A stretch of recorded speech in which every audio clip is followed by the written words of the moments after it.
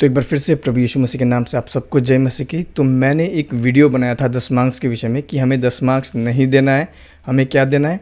हमें देना है फ्री विल ऑफरिंग, यानी अपने मन में जितना भी होता है उस हिसाब से हमें देना है। मैंने बाइबल के वचन भी दिखाए, लेकिन कुछ लोगों को पसंद नहीं आया और झूठी शिक्षा बोल रहे हैं और मेरे ऊपर वीडियो भी बनाया है। पहले थोड़ा सा ये वीडियो देख लेते हैं, उसके बाद में मैं और वचन को एक्सप्लेन करूंगा। वचन जो सत्य है सबको मिला है, पर वचन का सारांश कुछ ही लोगों को मिला है।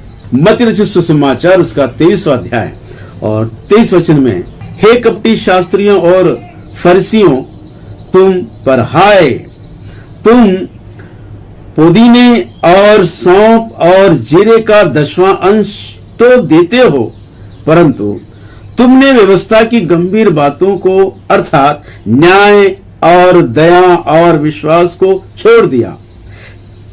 चाहिए था कि इन्हें भी करते रहते और उन्हें भी ना छोड़ते। प्रभु यीशु मसीह शास्त्री और फरीसियों से कह रहे हैं, चाहिए था इन्हें भी करते और उन्हें ना छोड़ते।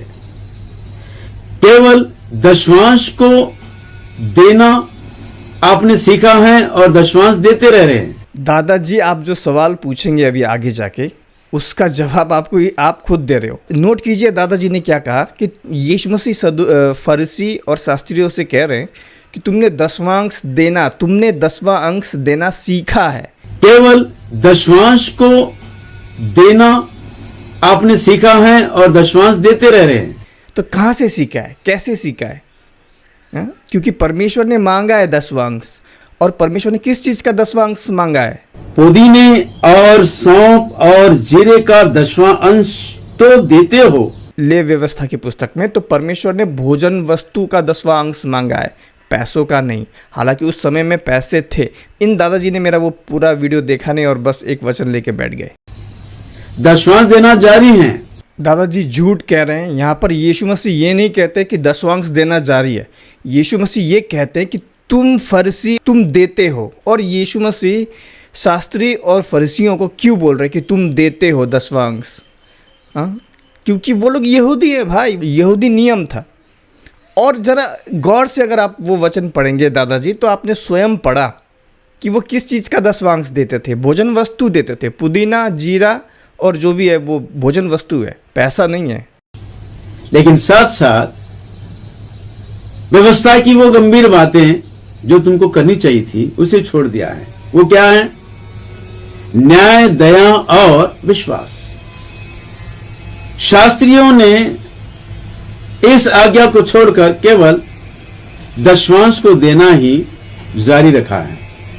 और प्रभु यीशु मसीह उनको डांट कर कहते हैं कि चाहिए था तुम्हें इन्हें भी करते रहते और उन्हें भी ना छोड़ते।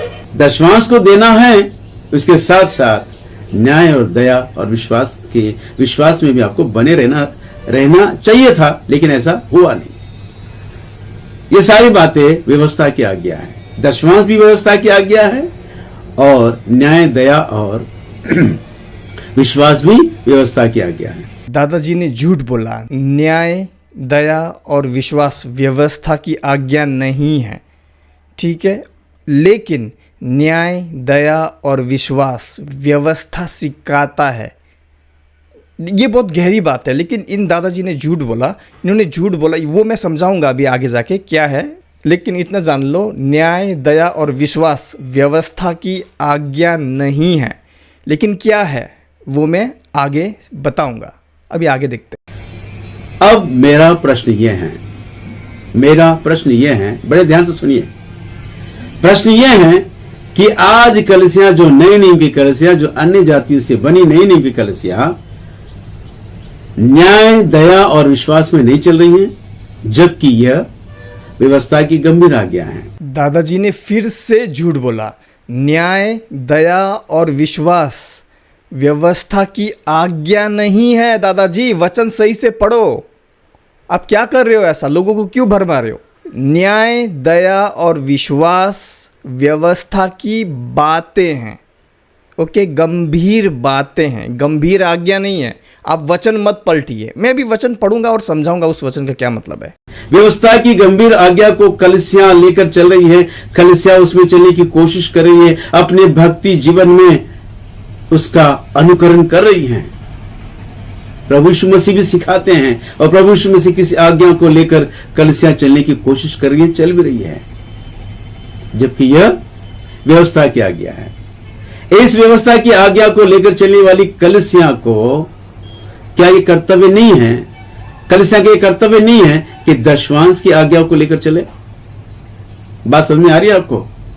दशवांश जो व्यवस्था की आज्ञा है, उसके साथ साथ विश्वास, दया और न्याय के विषय जो प्रभु हमको सिखाते, ये भी व्यवस्था की आज्ञा है। जब ये आज्ञा जब कलीसिया लेकर चल रही हैं, तो दशवांश को लेकर भी चलना बहुत जरूरी है। जैसा कि दादाजी ने कहा मत्ती 23वां वचन कि न्याय, दया और विश्वास क्या है, व्यवस्था की आज्ञा है। तो हमें क्या करना, अगर इस आज्ञा को लेके चल रही है चर्च ना, इस आज्ञा को लेके चल रही है पुराने नियम का, तो दशमांश की आज्ञा व्यवस्था क्यों ना माने। लेकिन आप जानते हैं क्या है, यहाँ पर दादाजी ने यहाँ पर बहुत बड़ा झूठ बोला है, खतरनाक झूठ बोला है जो बहुत लोगों को भरमा रहा है। उन्होंने क्या कहा, व्यवस्था ये सब क्या है, न्याय, दया और विश्वास व्यवस्था की आज्ञा। लेकिन यहाँ पर क्या लिखा है, क्या लिखा है, व्यवस्था की गंभीर बातें हैं, आज्ञा नहीं है। There is a huge difference between आज्ञा एंड बातें।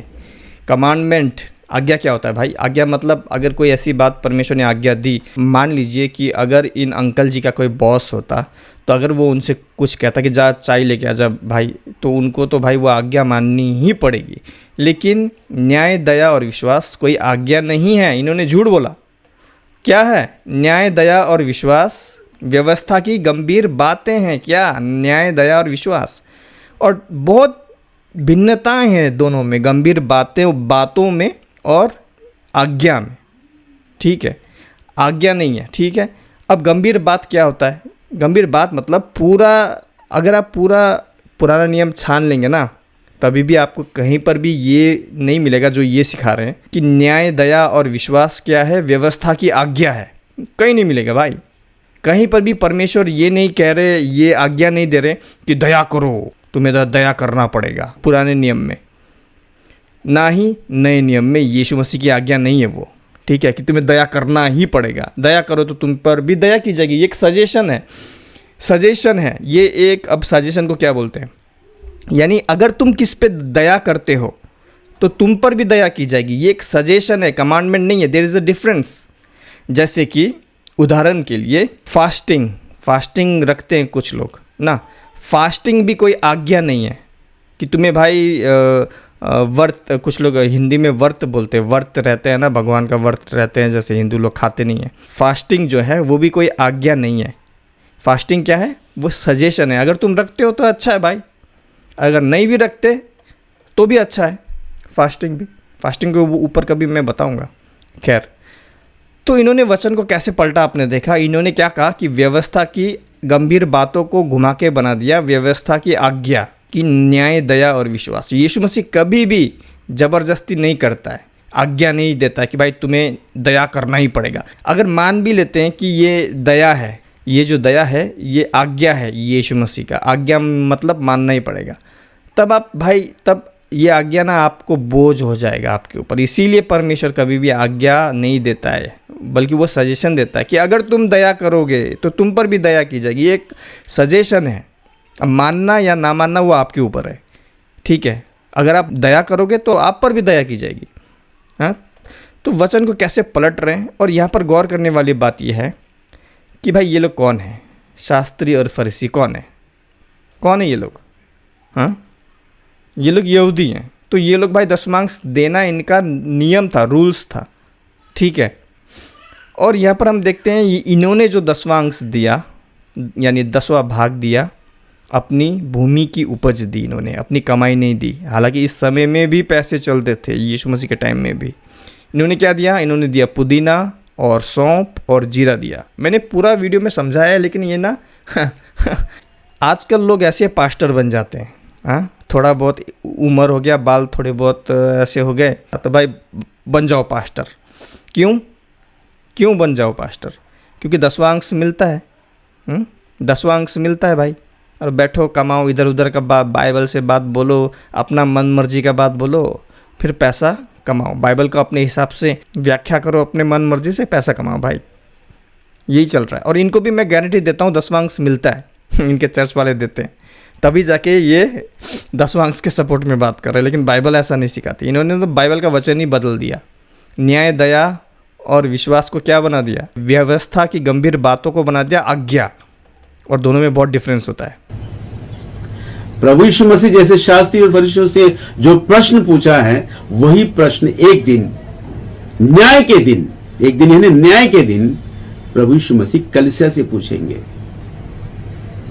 कहेंगे कि तुम व्यवस्था की वो आज्ञा, न्याय, दया और विश्वास को लेकर चलते आए हैं, लेकिन दशवांश का क्या किया है? नहीं दादाजी, आप गलत सिखा रहे हैं। यीशु मसीह ऐसा नहीं कहेंगे अंत के दिनों में कि मैंने तुमसे कहा था कि न्याय, दया और विश्वास ये व्यवस्था का क्या है? आज्ञा है, व्यवस्था का कमांडमेंट है। क्योंकि वहाँ वैसा लिखा ही नहीं है। वहाँ क्या लिखा है? न्याय, दया और विश्वास क्या है? व्यवस्था की बातें हैं। There is a huge difference between it. यीशु लेकिन आपसे कहेंगे ये इतना तो पक्का है कि यीशु आपसे कहेंगे कि मैंने प्रकाशित वाक्य की पुस्तक में कहा था कि कोई भी इस भविष्यवाणी की पुस्तक में से, यानी पूरी बाइबल एक भविष्यवाणी की पुस्तक है, कोई भी इस भविष्यवाणी की पुस्तक में से ना कुछ जोड़े, यानी अपनी तरफ से कुछ ना जोड़े, और ना कुछ घटाए, यानी अपनी तरफ से अपने फ़ायदे के लिए कुछ ना घटाए। क्योंकि जो कोई ऐसा करेगा ना, वो श्रापित होगा। और दादाजी, आप क्या श्रापित नहीं बन रहे? हाँ, वहाँ पर लिखा ही नहीं है न्याय, दया और विश्वास व्यवस्था की आज्ञा है। वो भी तो एक आज्ञा थी जो व्यवस्था की आज्ञा है। चाहिए था लिखा है, चाहिए था कि इन्हें भी करते रहते और उन्हें भी करते रहते। एक दिन प्रभु यीशु मसीह कलीसिया से ये प्रश्न जरूर पूछेंगे। फिर से दादाजी ने वचनों का गलत प्रचार किया। यीशु मसीह कलीसिया से पूछेंगे ऐसा बोला? कहाँ लिखा है भाई? वहाँ पर कलीसिया से पूछेंगे। हाँ, वो शास्त्री और फरीसियों से यीशु मसीह ने ऐसा कहा था कि चाहिए था कि तुम दशमांश भी देते रहते, और साथ साथ में तुम्हारे अंदर दया भी होती, विश्वास भी होता, तुम्हारे अंदर न्याय भी होता। और अब यीशु मसीह ने क्यों कहा उन्हें कि दशमांश देना चाहिए? क्योंकि शास्त्री और फरीसी लोग कौन है? यहूदी हैं। ये यहूदी लॉ है। 613 नियम में से एक नियम पालन करने से नहीं होगा, आप श्रापित हो जाओगे। मैं आगे वचन पढ़ूंगा। तब प्रभु यीशु मसीह को क्या जवाब दोगे? क्या कहोगे कि हमको सिखाने वालों ने ऐसा सिखाया है?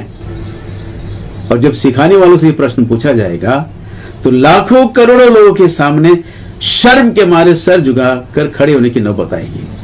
जो ये सिखाते हैं कि दशवांश केवल यहूदियों के लिए है। दोस्तों, ऐसी झूठी शिक्षा से बचिए, ऐसे गलत शिक्षा से बचिए। ये शैतान की षड्यंत्र हैं, शैतान की चाल है। आत्माओं को परखो कि वो परमेश्वर की ओर से है या शैतान की ओर से है। काफ़ी अच्छी बात कही है दादाजी ने, आत्माओं को परखो। लेकिन आत्माओं को परखेंगे कैसे आप? हाँ, बाइबल के वचन से परखना पड़ेगा ना। इन्होंने ये डायलॉग तो मार दिया कि आत्माओं को परखो।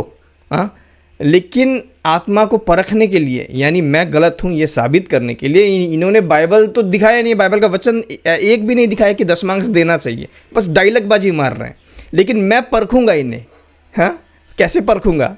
आत्माओं को परखो, बाइबल के वचन से परखूंगा। आत्माओं को परखो कि वो परमेश्वर की ओर से है या शैतान की ओर से है। बहुत अच्छा भाषण दिया दादाजी। लेकिन जो बात आप बोल रहे हो ना कि दशमांश अभी भी देना चाहिए, पुराना नियम का व्यवस्था अभी भी चालू है, इस बात को सपोर्ट करने के लिए, आपकी इस बात को सपोर्ट करने के लिए कोई वचन है? वचन से बात करो ना। खाली इमोशनल, भाई इमोशनल अत्याचार क्यों कर रहे हो लोगों पर? हाँ, जो लोग जो करेगा वो नर्क चले जाइएगा, वो ऐसा हो जाइएगा। जाएगा फायगा छोड़ो दादाजी, इतना डायलॉग बाजी मारा ना आपने। डायलॉग बाजी नहीं चाहिए हमें आपका डायलॉग बाजी नहीं चाहिए। आपका पर्सनल एक्सपीरियंस, आपका व्यक्तिगत एक्सपीरियंस भी नहीं चाहिए। आपके बात को सपोर्ट करता हुआ अगर कोई बाइबल वचन है तो बताओ भाई। मैं जो बात बोल रहा हूँ कि भाई हमें आज़ादी से देना चाहिए, अपने मन मर्जी से देना चाहिए। 1 रुपये से लेकर करोड़ रुपए तक जितना मन में आए उतना देना चाहिए। मैं इस बात को सपोर्ट करते हुए एक बाइबल वचन दूंगा, लेकिन क्या आप बाइबल वचन दे सकते हैं कि टाइथ यानी 10वां भाग देना जरूरी है? और 10वां भाग क्या होता है आप जानते भी हैं। कमाल है यार, भोजन वस्तु होती है। जो शिक्षा दी जा रही है, जो पवित्र आत्मा के द्वारा दी जा रही है या दुष्ट आत्मा के द्वारा दी जा रही है, परखने की आवश्यकता कलीसिया को है। नोट कीजिएगा कि दादाजी खाली डायलॉग बाजी मारते हैं। एक वचन को पकड़ा, मत्ती 23:23, उसका भी भाई गलत प्रचार कर रहे हैं। न्याय, दया और विश्वास व्यवस्था की आज्ञा, और भाई बाकी सब डायलॉग बाजी, अपना एक्सपीरियंस, इधर उधर की बातें। लेकिन बाइबल में से दो ना भाई, बाइबल में से। बाइबल परमेश्वर ने क्यों दी हमें? मैं वचन दूंगा कि क्यों हमें खुली आज़ादी से देना है। लेकिन क्या आप वचन दे सकते हैं नए नियम से कि हमें 10वां अंश यानी 10वां अंश देना है? क्योंकि दोस्तों, गलत शिक्षाओं में चलोगे तो तुम्हारा उद्धार खतरे में है। उनको ये नौबत ना है कि वे प्रभु यीशु मसीह के सामने शर्म के मारे सर झुकाकर खड़े हो। दादाजी डायलॉग बाजी नहीं चाहिए, इमोशनल डैमेज मत करो, इमोशनल अत्याचार मत करो लोगों को। हाँ, इमोशनल अत्याचार मत करो। वचन है तो वचन दिखाओ नए नियम से कि 10वां अंश दो। मैं आपको वचन दूंगा, दिखाऊंगा कि बाइबल में लिखा है अगर तुम्हें देना है ना, दान करना है, तो अपने मन में जितना तुमने इच्छा किया उस हिसाब से दो। लेकिन आप क्या ये वचन दे सकते हैं कि 10वां अंश दो नए नियम से?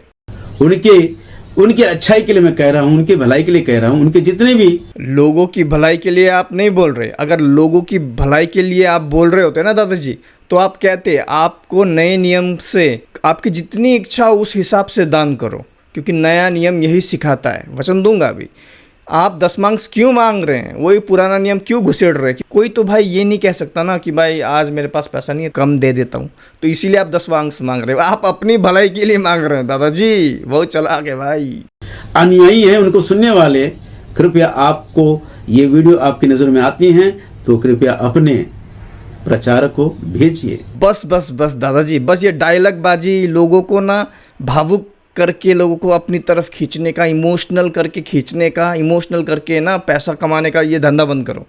वचन बिब्लिकल बनो, बिब्लिकल, ठीक है, इमोशनल नहीं। चलिए अभी हम देखते हैं वचन क्या सिखाता है। ये दादाजी ने एक भी वचन ऐसा नहीं दिखाया जो ये कहता है कि 10वां अंश देना है। वो बस मत्ती 23:23 दिखा रहे हैं, जहाँ पर यीशु मसीह यहूदी शास्त्री और फरीसी यहूदी हैं, यहूदी से कह रहा है कि तुम्हें तो देना चाहिए। वो यहूदी है भाई, वो उनका नियम है।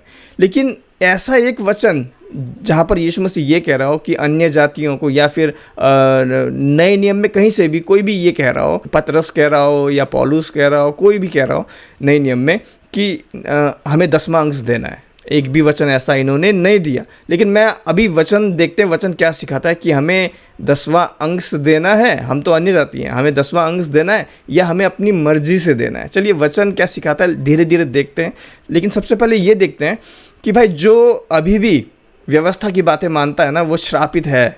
और ये वचन अगर हम देखें, जो व्यवस्था को अभी भी मान रहे हैं ना, अंकल जी ये वचन एक्सप्लेन करना मुझे कभी, ठीक है? वचन क्या है? गलातियों 3:10 से पढ़ेंगे 13 तक। सो जितने लोग व्यवस्था के कामों पर भरोसा रखते हैं, जैसे कि 10वां अंश देना भी व्यवस्था का बात है, काम है, कर्म है, एक कर्म है, अच्छा काम है, ठीक है, भरोसा रखते हैं, वे सब श्राप के अधीन है।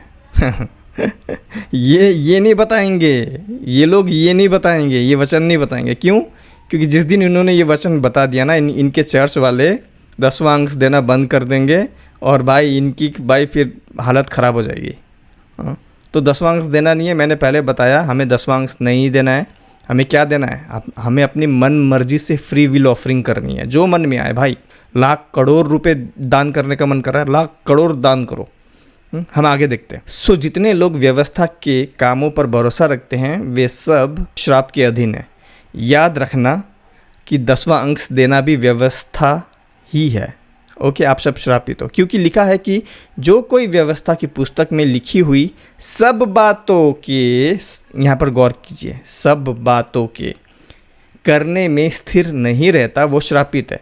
तो भाई आप अगर खाली एक आज्ञा पालन कर रहे हैं व्यवस्था का, 613 नियम में से खाली एक नियम पालन कर रहे हैं, जो कि है 10वां अंश देना, और बाकी 612 नियम पालन नहीं कर रहे हैं, तो आप क्या हैं? आप श्रापित है भाई। आपको खतना भी करना पड़ेगा, आपको सब्त का दिन मानना भी पड़ेगा, और आप कर भी नहीं सकते। क्यों? क्योंकि आप यहूदी नहीं है ना, उसके लिए आपको यहूदी घर में जन्म लेना पड़ेगा। ठीक है, तो व्यवस्था यहूदी लोगों के लिए है, अन्य जातियों के लिए नहीं। ये बात जानो। आपके लिए क्या है, हम अन्य जातियों के लिए क्या है? हम अन्य जातियों के लिए है क्या? मैं भी बताऊंगा वचन। सब बातों के करने में स्थिर नहीं रहता जो, वह श्रापित है। पर यह बात प्रकट है कि व्यवस्था के द्वारा परमेश्वर के यहाँ कोई धर्मी नहीं ठहरता। यहाँ पर गौर कीजिए, पर यह बात प्रकट है कि व्यवस्था के द्वारा परमेश्वर के यहाँ कोई धर्मी नहीं ठहरता। आप व्यवस्था अगर 613 नियम पालन भी कर लेते हो, चलो मान लिया कि आपने 613 नियम पालन कर भी लिया, वैसे तो पॉसिबल नहीं है। क्यों? क्योंकि आप भाई यहूदी नहीं हो, सबसे पहली बात। ठीक है, क्योंकि यहूदियों के लिए ये नियम है। दूसरी बात, अगर आप पालन भी कर लेते हो 613 नियम, फिर भी आप परमेश्वर के नज़र में क्या है? धर्मी नहीं ठहरोगे। धर्मी जन विश्वास से जीवित रहेगा, लेकिन जो धर्मी जन होगा ना, वो विश्वास से जीवित रहेगा। विश्वास क्या है? नया नियम। व्यवस्था क्या है? पुराना नियम। तो हमें क्या है? विश्वास से हमें जीवित रहना है। और जब आप प्रभु यीशु मसीह में सच्चा विश्वास करते हैं ना, तब आप क्या है? अपनी खुशी से दान करते हैं, जितना आपके मन में आए। वो मैं वचन दिखाऊंगा अभी। ठीक है, आप खुशी से दान करते हैं। व्यवस्था क्या है? नियम है। ठीक है, पर व्यवस्था का विश्वास से कोई संबंध नहीं है। यहाँ पर किस चीज़ की बात हो रही है? यहाँ पर क्या हम पुराना नियम नहीं पढ़ना चाहिए? वो कहानी पढ़ना चाहिए हमें, उस कहानियों से हमें सीख मिलती है। लेकिन मानने या ना मानने की बात हो रही है यहाँ पर। हाँ, जो व्यवस्था यानी पुराने नियम, पर व्यवस्था यानी पुराना नियम का विश्वास यानी नया नियम से कोई संबंध नहीं है। यानी पुराना नियम का जो व्यवस्था था, नियम कानून थे, वो नियम कानून अभी नया नियम में यानी विश्वास से कोई संबंध नहीं है। क्यों? ये भी बहुत गहरी बात है। क्यों? इसीलिए क्योंकि जो व्यवस्था, जैसे मान लीजिए कि हत्या मत करना परमेश्वर ने कहा था, ये नियम परमेश्वर ने दिया यानी व्यवस्था दिया। ठीक है, लेकिन फिर भी उस समय में हत्या होता था। लेकिन नए नियम में जो विश्वास करता है ना, जो सच्चा विश्वास करता है, तो उसके मन के अंदर से ही निकलता है भाई कि मुझे यीशु मसीह जैसा होना है। हत्या तो करना छोड़ ही दो भाई। हत्या तो आपके मन में अगर आ भी जाए तो आप बोलेंगे नहीं यार, मुझे यीशु मसीह की तरह बनना है। तो जो व्यवस्था है, नियम कानून से बड़ा क्या है? व्यवस्था से बड़ा है विश्वास। हाँ, तो वैसे ही जब आप विश्वास करते हो ना, तब आप ज़्यादा भी दे सकते हो। 10वां अंश से ज़्यादा भी दे सकते हो, 10वां अंश से कम भी दे सकते हो। वो आपके हैसियत के और आपके ज़रूरतों के हिसाब से। कभी पैसा नहीं है, कम पैसा है, तो भाई आप कम भी दे सकते हो। कभी आपके पास पैसा है बहुत, तो आप ज़्यादा भी दे सकते हो। तो ये होता है विश्वास। आप 10वां अंश से भी ज़्यादा आप देते हो, लेकिन कभी पैसा नहीं है तो आप कम भी देते हो। लेकिन परमेश्वर व्यवस्था से क्या है? जो व्यवस्था का पालन करता है उससे खुशी या धर्मी नहीं ठहरता है वो, और परमेश्वर खुशी नहीं होता है इससे। तो यही बात बोल रहा है कि व्यवस्था का विश्वास से कोई संबंध नहीं है, पर जो उनको मानेगा वह उनके कारण जीवित रहेगा। मसीह ने जो हमारे लिए श्रापित बना, अभी देखिए, मसीह व्यवस्था से क्या हुआ? श्राप आया, श्राप के अधीन में हुए हम लोग। ठीक है, व्यवस्था के कारण। लेकिन मसीह हमारे लिए क्या बना? श्राप का कारण बना। यानी व्यवस्था जो है, व्यवस्था यीशु मसीह में पूरा हो गया, ख़त्म। अभी कोई व्यवस्था नहीं है। अभी क्या है? अभी विश्वास है। आगे देखते हैं। मसीह ने जो हमारे लिए श्रापित बना, हमें मोल लेकर व्यवस्था के श्राप से छुड़ाया। अभी व्यवस्था के श्राप से यीशु मसीह ने हमें छुड़ा लिया है। हाँ, छुड़ा लिया है। अभी व्यवस्था नहीं है। मैं तभी बोलता हूँ अभी व्यवस्था नहीं है, क्योंकि यीशु मसीह ने क्रूस पे अपने ऊपर ले लिया वो सारा व्यवस्था का श्राप। अब तब जाके यीशु मसीह ने बोला अब पूरा हुआ। हमें मोल लेकर व्यवस्था के श्राप से छुड़ाया। अभी व्यवस्था नहीं है, अभी व्यवस्था से हम छूट गए हैं। ठीक है, व्यवस्था से हम लोग छूट गए हैं। किसने छुड़ाया? यीशु मसीह ने छुड़ाया। क्योंकि लिखा है जो कोई काट पर लटकाया जाता है वह श्रापित है। यहाँ पर जो काट शब्द इस्तेमाल किया गया है, यहाँ पर काट का मतलब होता है, यहाँ पर देखिए काट का मतलब होता है लकड़ी। यानी यीशु मसीह ने क्या किया, कहने का ये मतलब है कि यीशु मसीह ने क्या किया, जो ये व्यवस्था का जो श्राप था ना, उसे अपने शरीर में लिया और व्यवस्था को क्या किया, पूरा किया, ख़त्म, अब पूरा हुआ, व्यवस्था पूरा हो गया। वो हमारे लिए श्राप बना यीशु मसीह, यानी व्यवस्था को अपने शरीर में लेके, और वो क्या बना, वो मरा और हमारे लिए श्रापित बना यीशु मसीह लकड़ी में लटक के। तो अब हम देखते हैं कि पुराने नियम में ही हमें फ्री विल ऑफरिंग देखने को मिलता है। यानी पुराने नियम में परमेश्वर को जब लोग देते थे ना, तब अपनी मर्जी से देते थे। एक बात क्लियर कर दूं, 10वां अंश जो है ना, वो केवल लेवियों के लिए है। मैंने इसके ऊपर 3 वीडियो बनाया है, कृपया करके वो वीडियो देखिए। 10वां अंश के बारे में 3 पार्ट है उसका, ठीक है, एक सीरीज़ का 3 पार्ट है, आधे घंटे का। लेकिन वो अगर वीडियो आप देख लेंगे ना, आप पूरा क्लियर हो जाएंगे, और ये वीडियो भी देखेंगे आप क्लियर हो जाएंगे। तो ऐसा है, 10वां अंश केवल लेवियों के लिए था। परमेश्वर कहता है मेरे लिए, यानी वो लेवियों के लिए था। लेकिन परमेश्वर अपने लिए जो मांगता है ना, कभी नहीं मांगता है। लेकिन लोग जब देते हैं अपनी मर्जी से, हम पुराने नियम में भी देखेंगे कि लोग जब अपनी मर्जी से देते थे, तब प्रभु खुश होता था अपनी मर्जी से देने वालों से, यानी फ्री विल ऑफरिंग से। जैसा कि हम पहला वचन हम देख सकते हैं, निर्गमन 35 29वां वचन, Exodus chapter number 35 verse number 29। तो देखिए, ध्यान दीजिए, जिस वस्तु के बनाने की आज्ञा यहोवा ने मूसा के द्वारा दी थी, उसके लिए जो कुछ आवश्यक था उसे वे सब पुरुष और स्त्रियां ले आई। ध्यान दीजिए, यहाँ पर बहुत गौर से ध्यान दीजिए। पुराने नियम से पढ़ रहा हूँ मैं, फ्री विल ऑफरिंग यानी अपने मन से देना। जिनके हृदय में यानी जिनके मन में ऐसी इच्छा उत्पन्न हुई थी, इस प्रकार इज़राइली यहोवा के लिए अपनी ही इच्छा से भेंट, अपनी ही इच्छा से, यहाँ देखिए, अपनी ही इच्छा से भेंट ले आए। और वचन है, और दिखाऊंगा मैं अभी, एक और वचन दिखाऊंगा, लेकिन ज़्यादा टाइम वेस्ट नहीं करूंगा आपका। हम देख सकते हैं कि पुराने नियम में परमेश्वर को लोग जो देते थे ना, वो अपनी इच्छा से देते थे, फ्री विल ऑफरिंग करते थे। लेकिन जो 10वां अंश है, 10वां अंश कभी भी पैसा नहीं है।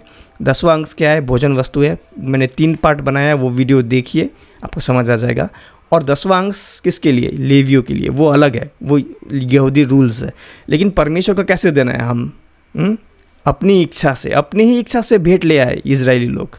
देखो, एक और वचन दिखाता हूँ मैं पुराने नियम से, पहला इतिहास यानी 1 Chronicles chapter number 29 verse number 9। ध्यान दीजिए, तब प्रजा के लोग आनंदित हुए, क्योंकि हाकिमों ने प्रसन्न होकर खरे मन से, देखिए, हाकिमों ने प्रसन्न होकर खरे मन से यानी सच्चे मन से और अपनी इच्छा से, देखिए, सच्चे मन से और अपनी ये मैं फिर से पढ़ता हूँ, देखिए, क्योंकि हाकिमों ने प्रसन्न होकर, खुश होकर, खरे मन से यानी सच्चे मन से और अपनी इच्छा से यहोवा के लिए भेंट दी थी। देखो, पुराने नियम में पूरा वचन पढ़ता हूँ, और दाऊद राजा बहुत ही आनंदित हुआ।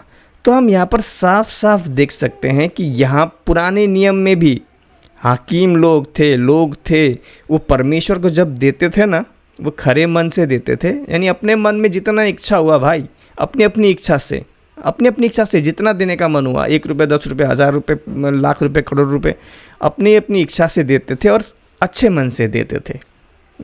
अपनी इच्छा से यहोवा के लिए भेंट दी थी, ठीक है। और दाऊद राजा क्या हुआ, बहुत खुश हुआ भाई, लोग अपने मन से दे रहे हैं। पुराने नियम में हम फ्री विल ऑफरिंग देख सकते हैं। तो भाई आशीष भाई, ताइथ क्या है फिर, 10वां भाग क्यों मांग रहा है प्रभु? 10वां भाग प्रभु हमसे नहीं मांग रहा है। सबसे पहली बात वो मैंने समझाया, पार्ट 1, पार्ट 2, पार्ट 3 देखिए, आपको समझ आ जाएगा, ठीक है। अभी नए नियम में देखिए, नए नियम 2 कोरिन्थियों 9, 2 कोरिन्थियंस चैप्टर नंबर 9 वर्स नंबर 7। हर एक जन जैसा मन में ठाने वैसा ही दान करे। भाई पुराने नियम में भी सेम यही था।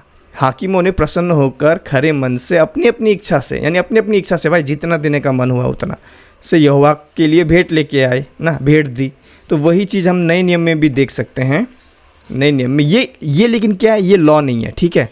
ये आपको जानना है कि ये जो है अपनी अपनी इच्छा से देना, ये कोई कानून नहीं है, ये व्यवस्था के अंडर नहीं आता है। क्यों? क्योंकि ये भाई अपनी इच्छा से दे रहे हो ना। व्यवस्था क्या है? व्यवस्था वो है जो परमेश्वर बनाता है। ताइथ जो है वो परमेश्वर ने व्यवस्था बनाई है, यानी 10वां अंश जो है वो व्यवस्था है, वो रूल्स नियम है जो परमेश्वर ने बनाया है यहूदियों के लिए। लेकिन ये जो है अपनी अपनी इच्छा से देना, ये क्या है? ये नियम नहीं है, ये लॉ नहीं है, ये कमांडमेंट नहीं है, ठीक है। ये अपनी इच्छा से दो भाई। और यही चीज़ आगे भी कंटिन्यू है कि हर एक जन, 2 कोरिन्थियंस चैप्टर नंबर 9 वर्स नंबर 7, हर एक जन जैसा मन में ठाने, भाई जितना देने का मन हो वैसा ही दान करे, ना कुड़ के। देखो, ना कुड़ के, यानी यार आज भी देना पड़ेगा यार, ऐसे नहीं। पुराने समय से ये चीज़ चलती आ रही है कि भाई आपको खुले मन से देना है, खरे मन से देना है। हमने ये भी देखा ना कि हाकिमों ने क्या किया, प्रसन्न होकर खरे मन से। तो खरे मन से मतलब यही है, कुड़ किए बिना आप खुशी से, अपनी खुशी से जितना मन में ठाने, भाई जितना मन में ठाने, मतलब जैसा मन में ठाने, यानी जितना मन में ठाने वैसा दान करे, ना कुड़ के और ना दबाव से। और ये लोग जो ऐसे पास्टर लोग अभी आपने देखा, ये दबाव डाल रहे हैं लोगों पर, आपको देना पड़ेगा वरना क्या होगा, यीशु मसीह आएगा अंत के दिन में। अभी बोला ना उन्होंने, और आके क्या करेगा, हमसे सवाल करेगा कि तुमने क्यों नहीं दिया। एक दिन प्रभु यीशु मसीह कलीसिया से ये प्रश्न जरूर पूछेंगे, तब प्रभु यीशु मसीह को क्या जवाब दोगे? तो भाई इमोशनल लोगों को डर दिखा रहे हैं, लेकिन बाइबल ऐसा नहीं सिखाता। बाइबल सिखाता है तुम्हें किसी के दबाव से नहीं, अपनी खुशी से देना है, कितना भी देना है दो।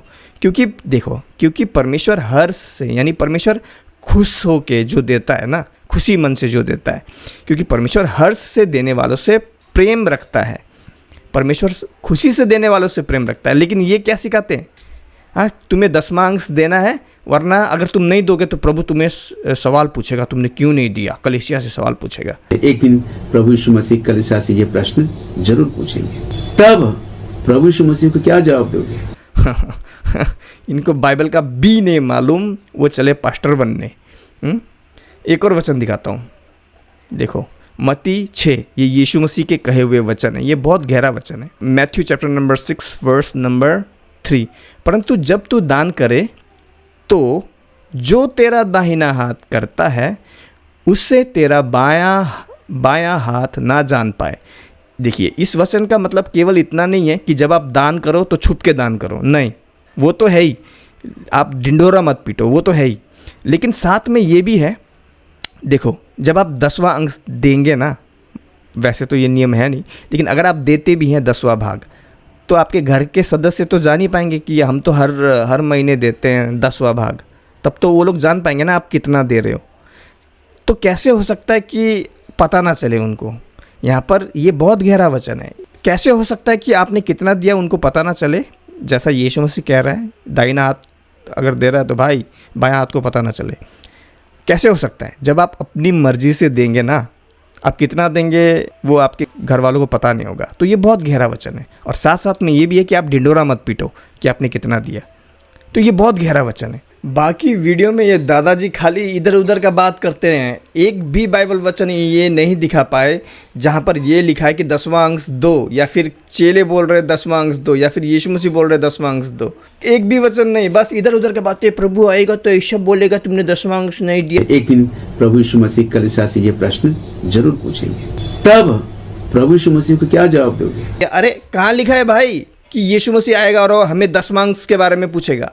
अपने मन से जोड़ रहे हैं ये वचन। मैं एक वचन दिखाता हूँ प्रकाशित वाक्य का। ये श्रापित लोग हैं जो अपने मन से जोड़ते हैं। देखो, इन दादाजी ने कहा ना कि प्रभु यीशु मसीह हमसे 10वां अंश के विषय में पूछेंगे। कहीं पर भी बाइबल में ऐसा नहीं है कि प्रभु यीशु मसीह 10वां अंश के विषय में हमें पूछेंगे कि हमने क्यों नहीं दिया। ये अपने मुंह से, अपने इच्छा से जोड़ रहे हैं। देखिए, प्रकाशित वाक्य यानी रेवलेशन 22:22 का 18 से पढ़ेंगे। ध्यान से सुनिए ये वचन। ये अंतिम चेतावनी है, बाइबल की अंतिम चेतावनी, ठीक है। मैं हर एक को जो इस पुस्तक की भविष्यवाणी की बातें सुनता है, यानी पूरी बाइबल क्या है? भविष्यवाणी की पुस्तक है। उत्पत्ति से लेकर प्रकाशित वाक्य तक बाइबल भविष्यवाणी की पुस्तक है, यानी बाइबल भविष्यवाणी करता है। उत्पत्ति में भी हम देखते हैं कि यीशु मसीह आएगा, एक ऐसा, खुद परमेश्वर भविष्यवाणी करते हैं कि एक व्यक्ति आएगा जो सांप के सर को कुचलेगा। वो हवा से कहता है कि एक व्यक्ति तेरे ही वंश से आएगा जो सांप के सिर को कुचलेगा, यानी सांप को हराएगा, यानी शैतान को हराएगा। वो कौन है? वो यीशु मसीह। तो उत्पत्ति से लेकर प्रकाशित वाक्य तक पूरी पुस्तक, पूरी बाइबल, ऑल 66 बुक, ऑल सारे 66 पुस्तकें भविष्यवाणी की पुस्तक है। तो मैं हर एक को, ये चेतावनी है, ध्यान दीजिए, दिस इज़ अ वार्निंग।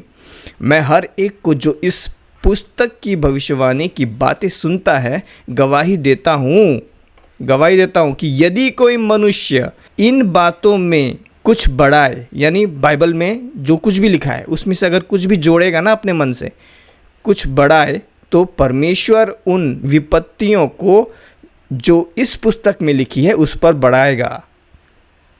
और यदि कोई इस भविष्यवाणी की पुस्तक की बातों में से कुछ निकाल डाले, यानी कुछ कम करे, तो परमेश्वर उस जीवन के पेड़ और पवित्र नगर में से जिसकी चर्चा इस पुस्तक में है उसका भाग निकाल देगा। जो इन बातों की गवाही देता है वह यह कहता है, यानी परमेश्वर जो इन बातों की गवाही देता है, यानी यीशु मसीह, वो यह कहता है, हाँ शीघ्र आने वाला हूँ, यानी यीशु मसीह शीघ्र आने वाला है। आमीन। हे प्रभु यीशु आ। प्रभु यीशु का अनुग्रह पवित्र लोगों के साथ रहे। आमीन। तो ये एक चेतावनी है, ये एक चेतावनी है कि कोई भी बाइबल के वचन से छेड़खानी ना करे, ना अपने मर्जी से जोड़े कोई भी वचन, जैसा इन्होंने जोड़ा। अभी हमने देखा कि यीशु मसीह आएगा और बोलेगा तुमने दशमांश क्यों नहीं दिए। एक दिन प्रभु यीशु मसीह कलीसिया से ये प्रश्न जरूर पूछेंगे, तब प्रभु यीशु मसीह को क्या जवाब दोगे? लेकिन कहीं पर भी बाइबल में नहीं है। तो ये लोग कौन है? प्रभु इनके ऊपर विपत्ति भाई लाने वाला है, बढ़ाने वाला है। बाइबल कह रहा है, ये बढ़ा रहा है वचन, अपने मन से दे रहे हैं ये अंकल जी।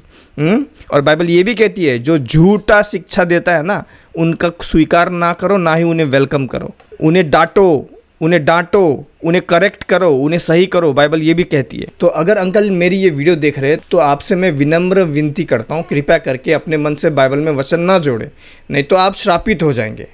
हाँ, और सारी विपत्तियाँ आप पे बढ़ जाएगी। ध्यान से। और दूसरी बात, आप नए नियम से मुझे दिखाइए कहाँ लिखा है कि दशमांश दो। मैंने तो आपको पुराने नियम से और नए नियम से दोनों से दिखा दिया कि उस वक्त के लोग जब परमेश्वर को देते थे ना, अपने मर्जी से देते थे, अपनी मर्जी से कितना भी दे सकते हैं वो, ज़्यादा या कम। लेकिन आपने मुझे एक वचन नहीं दिखाया नए नियम से, बस अपना मर्जी लोगों पर थोप रहे हो, दबाव डाल रहे हो। सावधान रहो। तो खैर प्रियो, मिलते अगली वीडियो में। प्रभु यीशु मसीह आप सबको आशीष दे। तब तक के लिए जय मसीह की।